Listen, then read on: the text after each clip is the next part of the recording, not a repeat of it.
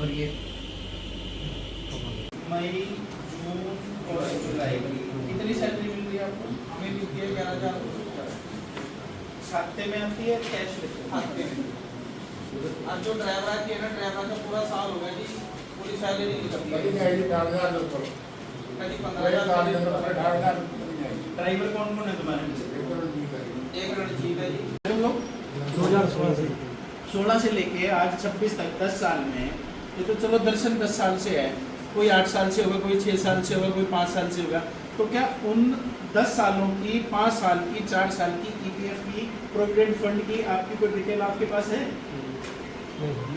है भाई? मैंडेटरी है भाई, सरकार की एसओपी है, उस पर मास्क दो, इनको ग्लव्स दो, इनको बूट दो, इनको जैकेट दो, जो भी आपकी एसओपी है उसके हिसाब से दो।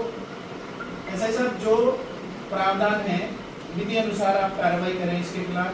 अगर कॉन्ट्रैक्टर पीपीई किट नहीं देता और अगर प्रावधान है कि उस पर कोई जुर्माना लगाया जा सकता है तो फिर कोई जुर्माना लगाए। मेडिकल कोई टिक्का, कभी कोई टिक्का लगाओ, कोई चेकअप हुआ हो, बताओ।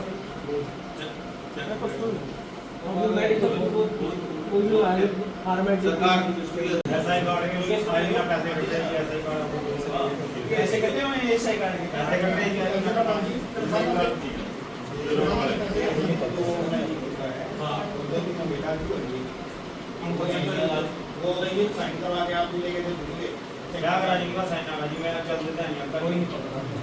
नगर पालिका में आज सरकार यहाँ पर अधिकारी कर्मचारी जो भी महत्वपूर्ण कर रहे हैं, जैसे कि नारायणगढ़ में कानून सफाई व्यवस्था को लेकर बहुत बुरा हाल है, इसको लेके और जैसे कि नगर पालिका प्रशासन को लेकर आज आपने किस तरह की रिपोर्ट बनाई है और किस तरह आपको हालात हुए? देखिए, मैं बतौर हरियाणा राज्य सफाई कर्मचारी आयोग के सदस्य के नाते आज मैंने नगर पालिका नारायणगढ़ का औचक निरीक्षण किया और सफाई कर्मियों की सुरक्षा और सफाई कर्मियों के लोक कल्याण, उनकी कल्याणकारी योजनाएं और तमाम उनकी जो समस्याएं हैं उन सबको सुना और सुनने के बाद ये पाया कि जिस प्रकार की अनियमितताएं, चाहे वो स्थानीय प्रशासनिक अधिकारियों की वजह से है या ठेकेदार की वजह से है, जिसके कारण सफाई कर्मी बेवजह से परेशान हो रहे हैं। और अंततः जो एक चीज़ समझने में आई और जो चर्चा में निकल कर आई कि उन्हें अपनी जो मांगों को लेकर हड़ताल करनी पड़ती है, जो समझ में आया वो इतना समझ आया कि बेवजह चीज़ों को लंबा करने के कारण उनको मजबूरन हड़ताल पे जाना पड़ता है।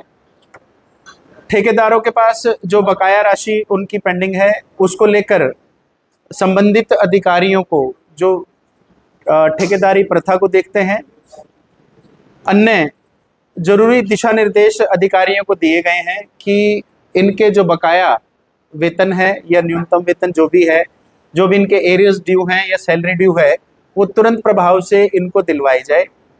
और विशेष रूप से ये भी दिशा निर्देश दिए गए कि इनको जो उपकरण है और जो सुरक्षा किट है वो जो सरकार के निर्धारित नियम हैं उनके आधार पर इनको मुहैया कराई जाए।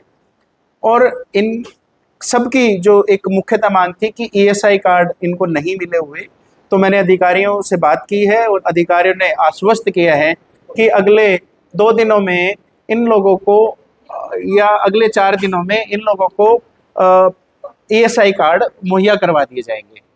और इसके अलावा ईपीएफ की डिटेल्स जो कि सफाई कर्मियों को जानकारी में नहीं है, उसके लिए भी दिशा निर्देश दे दिए हैं कि इनको जो ईपीएफ की डिटेल्स है वो जल्द से जल्द मुहैया करा दी जाए। और औचक निरीक्षण में जिस प्रकार की अनियमितता पाई गई हैं वो मैंने संबंधित जो रजिस्टर हैं उनमें अपने रिमार्क्स मैंने दे दिए हैं। अभी किस तरह की एक्शन करने जा रहे हैं, क्या रिपोर्ट करने जा रहे हैं? देखिए, एक्शन की तो बात ये है कि क्या क्या काम है?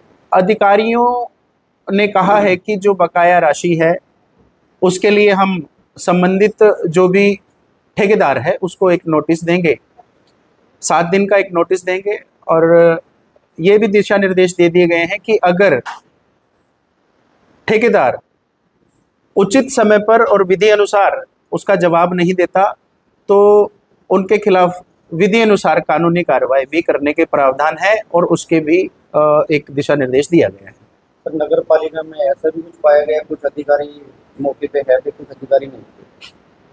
देखिए, ये मुझे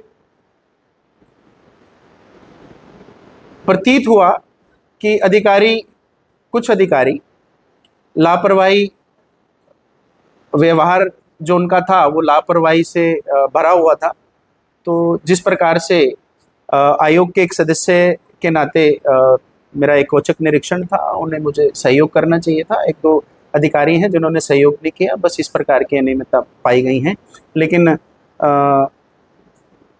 कुल मिलाकर ये है कि जो अन्य अधिकारी थे उन्होंने पूर्ण रूप से सहयोग किया है। क्या अभी आपने रिपोर्ट बनाई है, किसी अधिकारी ने साइन किया है इसको, जो मौके का था? देखिए, इंस्पेक्शन मीमो, इंस्पेक्शन रिपोर्ट और जो सैलरी से संबंधित समस्याएं हैं वो एक मिनट्स इंस्पेक्शन रिपोर्ट मैं चाहता था कि मौके पर उसको भर दिया जाए। जो जानकारियां अधिकारियों ने दी हैं या जो जानकारियां सफाई कर्मियों ने दी है वही उसमें भरी गई थी, लेकिन दुर्भाग्यवश ये है कि किसी भी अधिकारी ने उस पर साइन करने से अपना पल्ला झाड़ लिया है। तो इस बारे में संबंधित विभाग को इन अधिकारियों के इस कृत्य के लिए एक्सप्लेनेशन कॉल करने के लिए लिखा जाएगा, ताकि फिर अपने ये जवाब दें कि जी क्यों मौके पर रहते हुए उन्होंने इस प्रकार की चीज़ें की हैं।